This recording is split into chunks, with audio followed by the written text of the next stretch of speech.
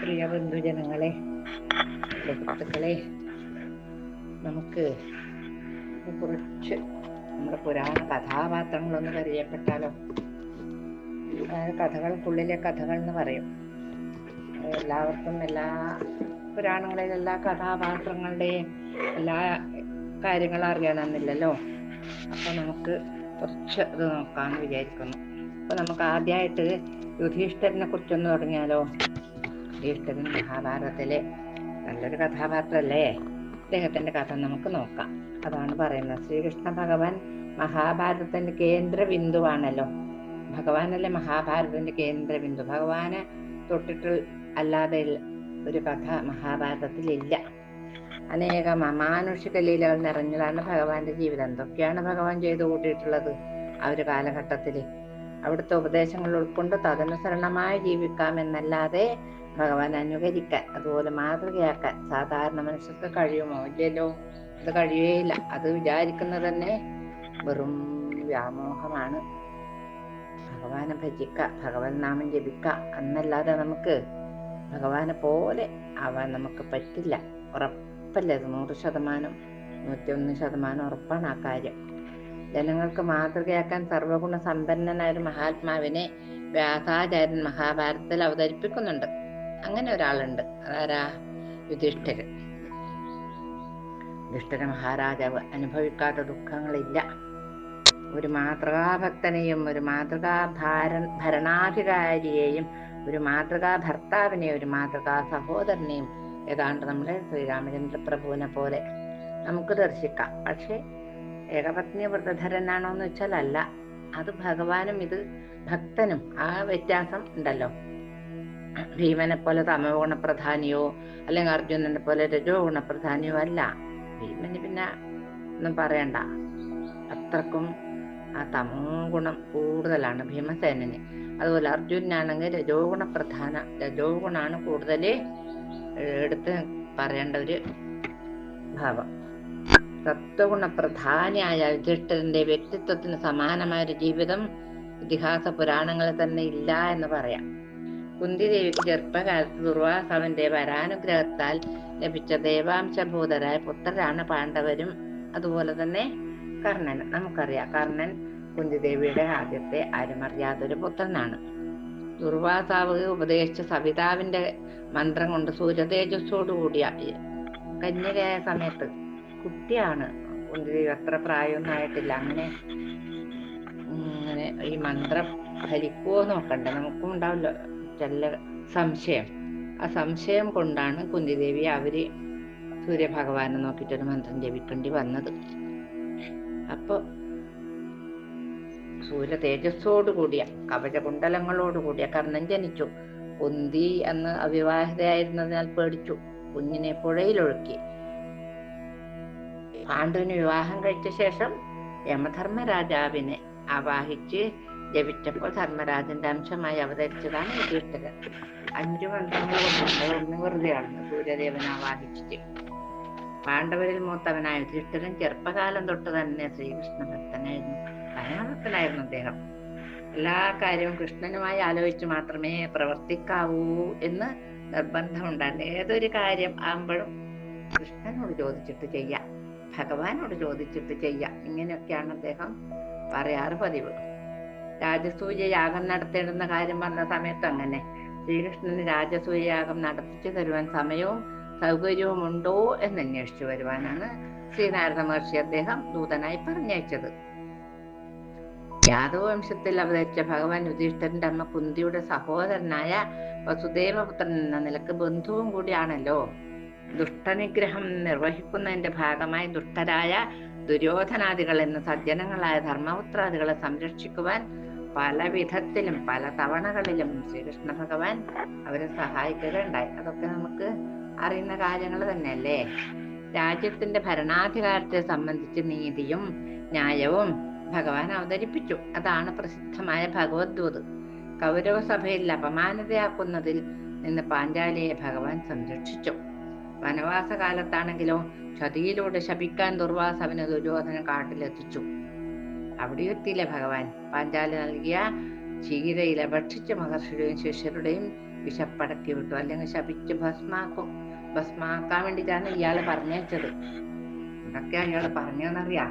അവരുടെ ഭക്ഷണം കഴിഞ്ഞതിന് ശേഷേ പോകാൻ പാടുള്ളൂ, അങ്ങ് എല്ലാവർക്കും ഭക്ഷണം കൊടുത്തിട്ടേ പാഞ്ചാലി ഭക്ഷണം കഴിക്കൂലൂ, അങ്ങനെയാണ് ഇങ്ങനെയാണ് എന്തൊക്കെയോ പറഞ്ഞ് ഇയാളെ നമ്മുടെ ഇന്നത്തെ ഭാഷയിൽ പറഞ്ഞ് സോപ്പിട്ടിട്ട് പറഞ്ഞയച്ചതാണ് ഈ ദുർവാസാവിനെ ഇവരെ നശിപ്പിക്കാൻ വേണ്ടിയിട്ട്. ഭഗവാന്റെ ഭക്തന്മാർക്ക് നാശമുണ്ടോ? ഇല്ല.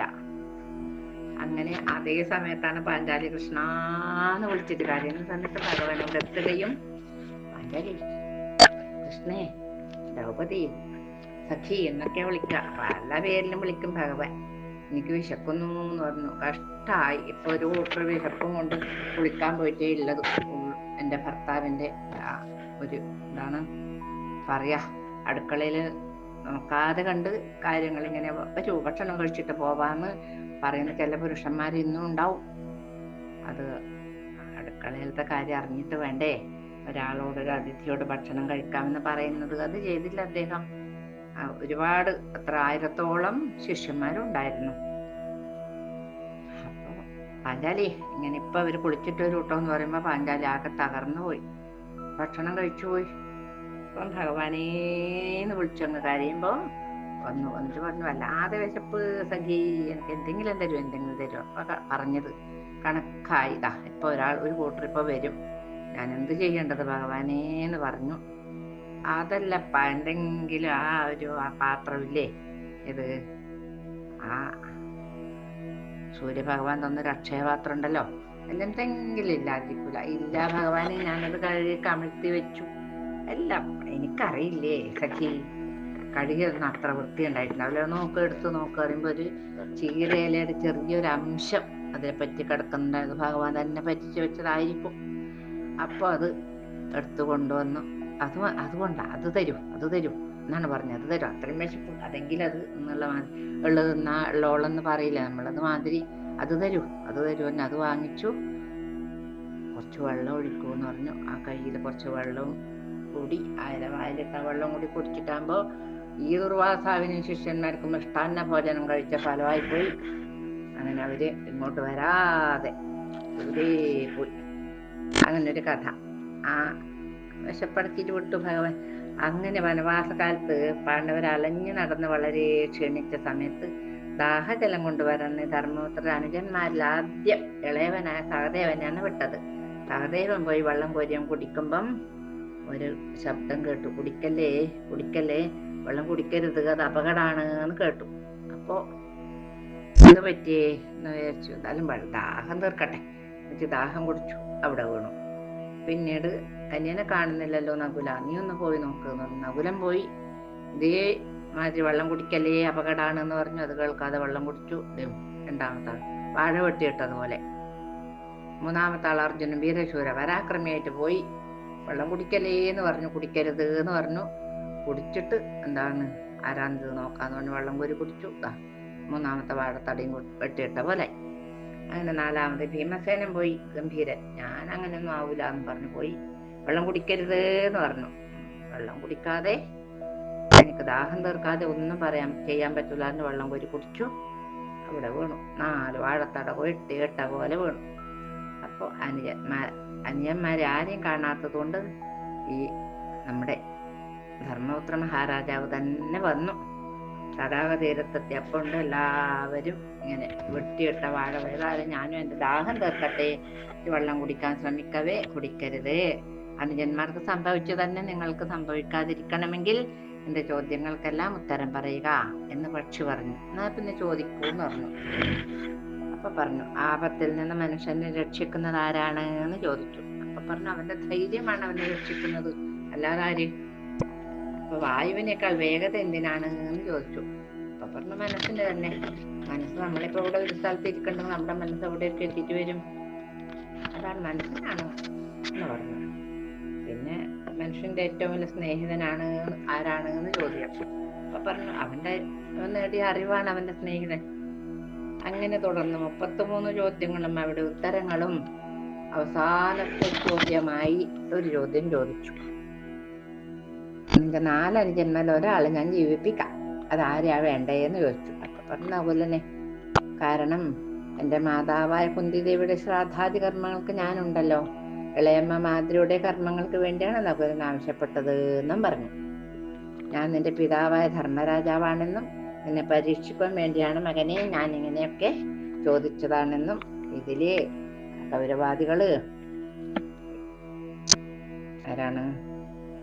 ദുര്യോധനും കൂട്ടരും ഈ തടാകത്തില് നിങ്ങൾ മരിക്കാൻ വേണ്ടി വിഷം കലർത്തിയിട്ടുണ്ടതാണ് അവരൊക്കെ മരിച്ചു വീഴാൻ കാരണമെന്നും പൂർണ്ണമായി വിജയിച്ചു, അതുകൊണ്ട് നിന്റെ സഹോദരനെ ഞാൻ ജീവിപ്പിക്കുന്നുവെന്നും പറഞ്ഞു ധർമ്മരാജൻ അപ്രത്യക്ഷരായി സഹോദരന്മാരെല്ലാവരും. അങ്ങനെ പാണ്ഡവ കൗരവ സൈന്യങ്ങൾ കുരുക്ഷേത്രത്തിൽ ദൃഷ്ടദ്യുമ്നന്റെയും ഭീഷ്മ പിതാമഹന്റെയും നേതൃത്വത്തിൽ അണിനിരന്നല്ലോ. യുദ്ധം തുടങ്ങി.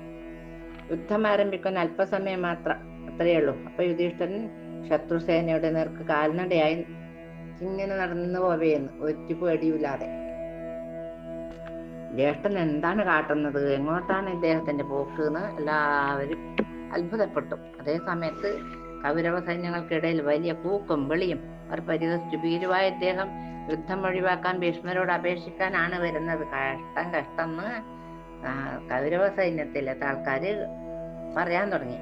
അപ്പൊ യുധിഷ്ഠിരൻ മന്ദം മന്ദം മന്ദം നടന്ന് ഭീഷ്മ ദ്രോണാദി ആചാര്യരെ സമീപിച്ച് അനുഗ്രഹം തേടി. എന്നെ അനുഗ്രഹിക്കണേന്ന് പറഞ്ഞു. എങ്ങനെയാണ് അവരെ വധിക്കേണ്ടതെന്ന് ഉപായവും മനസ്സിലാക്കി. അപ്പൊ ഭീഷ്മാചാര്യൻ ദ്രോണരും പറഞ്ഞു, യുധിഷ്ഠിര, ധർമ്മം നിന്റെ പക്ഷത്ത് തന്നെയാണ് ഉണ്ണി. വിജയവും അനുഗ്രഹത്തിന് വേണ്ടി ഇപ്പോൾ വന്നതിന്റെ ധർമ്മനിഷ്ഠയെ വെളിവാക്കുന്നു കുട്ടി. വന്നില്ലായിരുന്നെങ്കിൽ ഭാരത യുദ്ധത്തിന്റെ ഫലം തന്നെ മാറി മറിഞ്ഞാണ്. അതാണ് ധർമ്മോത്തരൻ. ധർമ്മജന് വീണ്ടും യമധർമ്മരാജാവ് പരീക്ഷിക്കുകയാണ്. ആരാണ് യുധിഷ്ഠിരൻ, എന്താണ് യുധിഷ്ഠിരന്റെ വ്യക്തിത്വത്തിന്റെ പ്രത്യേകത എന്നെല്ലാം ഇതിൽ നിന്ന് നമുക്ക് മനസ്സിലാക്കാം. എന്താണ് അദ്ദേഹം? ദ്വാരകയിൽ പോയി അർജുൻ വളരെ വൈകിട്ടും മടങ്ങിയെത്തിയില്ല. ശ്രീകൃഷ്ണ ഭഗവാന്റെ സ്വർഗാരോഹണ വാർത്തയുമായാണ് അവൻ എത്തിയത്. അസഹനീയമായ ഈ വാർത്ത കേട്ട ഉടനെ വ്യാസാചാര്യരുടെ ഉപദേശമനുസരിച്ച് രാജ്യഭാരം പരീക്ഷിത്ത രാജകുമാരന് കൈമാറി. അദ്ദേഹത്തിന്റെ തലയില് കിരീടം വെച്ചു കൊടുത്ത് മടങ്ങി വരാത്തൊരു യാത്രക്ക് യുധിഷ്ഠിരൻ തയ്യാറെടുത്തു. ആദ്യം ഉത്തരദിക്ക് ലക്ഷ്യമാക്കിയും പിന്നീട് കിഴക്കോട്ടും യാത്ര ചെയ്തു. അങ്ങനെ പോന്ന സമയത്ത് ധർമ്മപുത്രന് മുമ്പിലും ഏറ്റവും പിന്നിൽ പാഞ്ചാലിയുമായിട്ടുള്ള പിന്തിരിഞ്ഞു നോക്കാതെയുള്ള മരണത്തിലേക്കുള്ള യാത്ര. ആദ്യമായി പാഞ്ചാലിയും തുടർന്ന് സഹദേവനും നകുലനും അർജുനനും ഭീമനും എന്നിവരെ ക്രമപ്രകാരം മരിച്ചു വീഴുകയാണ് നടക്കുന്ന നടത്തത്തില്. ജഡങ്ങൾ അതാത് സ്ഥലത്ത് ഉപേക്ഷിച്ച് ധർമ്മപുത്രൻ യാത്ര തുടർന്ന് തിരിഞ്ഞു നോക്കിയത് അദ്ദേഹം. ദിവസങ്ങളായി ഒന്നിച്ചു നടക്കുന്ന ഒരു നായ കൂടെയുണ്ട്. ഈ വനത്തിൽ വീട്ടുമൃഗമായ ഒരു പട്ടി എങ്ങനെ വന്നുകൂടി? അതിന് മറ്റൊരാശ്രയമില്ലാത്തത് കൊണ്ടായിരിക്കും അത് തന്നെ വിടാതെ പിന്തുടരുന്നതെന്ന് അദ്ദേഹം വിചാരിച്ചു. ഭഗവാനെ മാത്രം മനസ്സിൽ വിചാരിച്ചുകൊണ്ട് മുന്നോട്ട് നടക്കുമ്പോഴാണ് മനോഹരമായ ഒരു വിമാനം മുന്നിൽ വന്നു നിന്നത്. അതിൽ നിന്നിറങ്ങിയ ദേവദൂതൻ വിനയാന്വിതനായി പറഞ്ഞു, അങ്ങേ സ്വർഗത്തിലേക്ക് കൊണ്ടുപോകാനാണ് ഞാൻ വന്നത്. ഈ വിമാനത്തിൽ കയറിയാലും എന്ന് പറഞ്ഞു. എന്നെ മാത്രം ആശ്രയിച്ചു കഴിയുന്ന ഈ പട്ടിയെ കൂടി കയറ്റാതെ എനിക്ക് കയറാൻ പറ്റില്ല എന്നായിരുന്നു ധർമ്മപുത്ര മഹാരാജാവിന്റെ ഉത്തരം. ധർമ്മപുത്രർ അങ്ങനെ പറഞ്ഞു, ഹീനമായ ഒരു ജന്തുവിനെ ദേവലോകത്തേക്ക് അങ്ങയോടൊപ്പം കൊണ്ടുപോകെ. ഓ കഷ്ടം കഷ്ടം കഷ്ടം. എന്റെ ധർമ്മപത്നിയും, അപ്പൊ ഇദ്ദേഹം പറയണു, എന്റെ ധർമ്മപത്നിയും അനുജന്മാരും ഇവിടെ വീണു മരിച്ചതുപോലെ ഞാനും മരിച്ചോളാം. ഈ പട്ടിയെ കൂടി വിമാനത്തിൽ കയറ്റാമെങ്കിൽ ഞാനും കയറാം, ഇല്ലെങ്കിൽ തിരിച്ചു പോയിക്കൊള്ളുക. യുധിഷ്ഠിരൻ ദൃഢനിശ്ചയത്തോടെ പറയുകയാണ്. അപ്പൊ നിസ്സാരന ഒരു പട്ടിക്ക് വേണ്ടി ദേവലോകം ഉപേക്ഷിക്കുന്നത് ശരിയല്ല എന്ന് ദേവദൂതൻ പറയുകയാണ്. ദേവദൂതന്റെയും യുധിഷ്ഠിരന്റെ വാക്ക് ശ്രദ്ധിച്ചിരുന്ന പട്ടി പെട്ടെന്ന് രൂപം മാറി യമധർമ്മരാജാവിന്റെ വേഷം കൈക്കൊണ്ടു. ധർമ്മരാജാവ് പറഞ്ഞു, മകനെ, നിന്റെ ധർമ്മനിഷ്ഠ ഒന്നുകൂടി പരീക്ഷിക്കണമെന്ന് തോന്നിയത് കൊണ്ട് ഞാൻ നായയായും ദേവരാജാവായ ഇന്ദ്രൻ ദേവദൂതനായും വന്നതാണ്. ഭൂലോകത്ത് നിന്നെപ്പോലെ ധർമ്മനിഷ്ഠയുള്ളൊരു മനുഷ്യൻ ഇന്നേ വരെ ജനിച്ചിട്ടില്ല എന്ന് പറഞ്ഞെല്ലാവരും ഒന്നിച്ച് വിമാനത്തിൽ കയറി. സ്വർഗത്തിലെത്തി ദേവദൂതന്മാർ യുധിഷ്ഠിരന് പ്രത്യേക സ്ഥലത്തെത്തിച്ചു. താൻ ഒരിക്കലും പ്രതീക്ഷിക്കാത്തൊരു കാഴ്ചയാണ് യുധിഷ്ഠിരൻ ഇവിടെ കണ്ടത്. താൻ പ്രതീക്ഷിക്കുന്നവരെ കണ്ടെത്തിയതുമില്ല. മഹാദുഷ്ടനായ ദുര്യോധനാണ് ദേവന്മാരുടെ മധ്യത്തിൽ കണ്ടത്. തന്റെ അനുജന്മാർ കാരണം അനുജന്മാരെ കാണണം, എനിക്ക് അനുജന്മാരെ കാണണ്ട, എനിക്ക് ദുര്യോധന ഇവിടെ കാണാൻ വലിയ താല്പര്യമില്ല എന്ന് പറഞ്ഞു. അവരുള്ള സ്ഥലത്തേക്ക് ദയവായി എന്നെ കൊണ്ടുപോകൂന്ന് ദേവദൂതന്മാരോട് പറഞ്ഞു. മുമ്പിൽ ദേവദൂതനും പിന്നിൽ യുധിഷ്ഠിരനുമായി ബഹുദൂരം നടന്നു. അവിടെ ദുർഗന്ധം കൊണ്ട് ശ്വാസം മുട്ടുന്നൊരു സ്ഥലം, അസഹനീയമായ ദുർഗന്ധത്താൽ എന്നെ പഴയ സ്ഥലത്തേക്ക് തന്നെ വീണ്ടും കൊണ്ടുപോകൂന്ന് പറഞ്ഞു. അപ്പോൾ അതാ പല ശബ്ദങ്ങളിലൂടെ അനുജന്മാരും പാഞ്ചാലിയും പോകലേ പോകലേ എന്ന് പറഞ്ഞിട്ട് ഇവിടെ നിൽക്കണേ എന്ന് പറഞ്ഞിട്ട് കരയുന്നു. യുധിഷ്ഠിരൻ അവിടെ നിന്നു. ഈശ്വര, ഇതെന്ത് പരീക്ഷണം! പാഞ്ചാലിയെ അപമാനിച്ചവനും ബന്ധുജനങ്ങളുടെ ആകെ മരണത്തിനിടയാക്കിയവനുമായ ദുര്യോധന വീരസ്വർഗം. എന്റെ പ്രിയപ്പെട്ട അനുജന്മാർക്കും പാഞ്ചാലിക്ക് ഇത്ര ദുരവസ്ഥയും. ഞാൻ തന്നെ വിചാരിക്കുന്നു. ഓ കഷ്ടം! ദേവദൂതന്മാരോട് യുധിഷ്ഠിരൻ ഉറപ്പിച്ചു പറഞ്ഞു, എന്റെ അനുജന്മാരെ എന്നോടൊത്ത് സ്വർഗത്തിലേക്ക് എത്തിക്കൂ.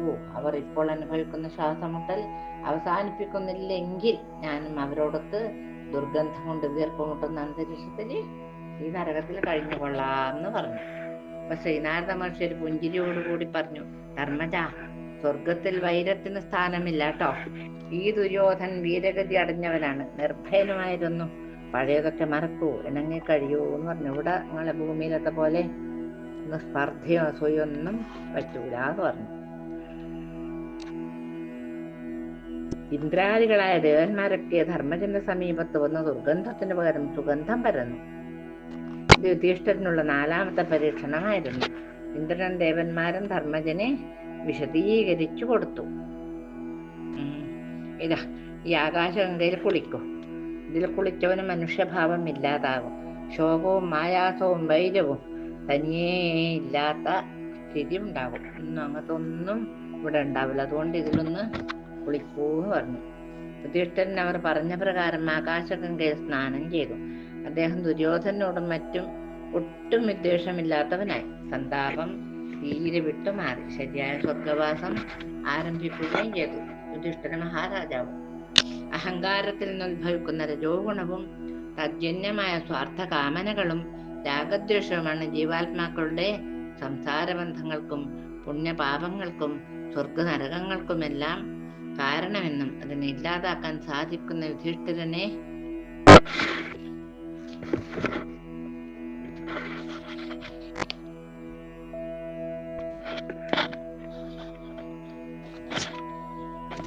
പോലെ ആവണം. നമ്മളെല്ലാവരും പരമാവധി ശ്രമിച്ചാലും നമുക്ക് പറ്റൂല. പക്ഷെ വല്ലാതെ കളവ് പറയുന്നത് നമ്മൾ വിചാരിച്ചാൽ ഒഴിവാക്കാൻ പറ്റും. കളവേ പറയൂലോ എന്നില്ല ചില കൂട്ടരുണ്ട്. അതൊന്ന് നമ്മൾ പരമാവധി കളവ് പറയാതിരിക്കാൻ നമ്മൾ വിചാരിച്ചാല് സാധിക്കുന്നതാണ്. ഇനിയിപ്പോ യുധിഷ്ഠിരനെ പോലെ നമുക്ക് ചെയ്യാൻ പറ്റുമോ? പറ്റൂല. പക്ഷെ ഭഗവത് ഭക്തിയും കുറച്ച് ത്യാഗ മനോഭാവവും നമുക്ക് ഉണ്ടാക്കാൻ കഴിഞ്ഞാല് നമ്മളും ഒരു യുധിഷ്ഠിരനാവാൻ കഴിയും. രാമായണത്തിൽ പറയുന്നത് പോലെ രാമനാവാനും രാവണനാവാനും നമുക്ക് കഴിയുന്നത് പോലെ യുധിഷ്ഠിരനാവാനും ദുര്യോധനാവാനും നമുക്ക് കഴിയും. ഏതാ വേണ്ടതെന്ന് നമ്മൾ തന്നെ തീരുമാനിക്കുക. അങ്ങനെ ഈ യുധിഷ്ഠിര മഹാരാജാവിന്റെ കഥ നമ്മളിവിടെ സമർപ്പിക്കുകയാണ്. ഇനിയിപ്പോ നാളെ വേറൊരാളുടെ കഥയും കൊണ്ട് നമുക്ക് വരാം. എല്ലാവരുടെ സമ്മതത്തോടെയും പൊന്നുണ്ണി കണ്ണന്റെ അനുഗ്രഹത്തോടെയും ഈ ഭാഗം ഞാൻ ഭഗവാന്റെ പാദപത്മങ്ങളിൽ സമർപ്പിക്കുന്നു. സ്വീകരിക്കുക, അനുഗ്രഹിക്കുക. നാളെ ലക്ഷ്മണനും അർജുനനും അവർ രണ്ടുപേരുടെ കഥയാണ് നമുക്ക് നാളെ നോക്കാനുള്ളത്. കായേന വാചാ മനസേന്ദ്രിയർവാ ബുദ്ധ്യാത്മനാ വഃ പ്രകൃതേ സ്വഭാവാ കരോമി യദ്യൽ സകലം പരസ്മൈ നാരായണായേതി സമർപ്പയാമി. സ്വസ്തി പ്രജാഭ്യഃ പരിപാലയന്താം ന്യായേന മാർഗേണ മഹിം മഹീഷാ. ഗോ ബ്രാഹ്മണേഭ്യഃ ശുഭമസ്തു നിത്യം. ലോകാ സമസ്താ സുഖിനോ ഭവന്തു. പൂർണ്ണമദഃ പൂർണ്ണമിദം പൂർണ്ണാത് പൂർണ്ണമുദച്യത്തെ പൂർണ്ണസ്യ പൂർണ്ണമാദായ പൂർണ്ണമേവാവശിഷ്യത്തെ. ഓം ശാന്തി ശാന്തി ശാന്തി. സർവം ശ്രീകൃഷ്ണാർപ്പണമസ്തു. ഹരി ഓം.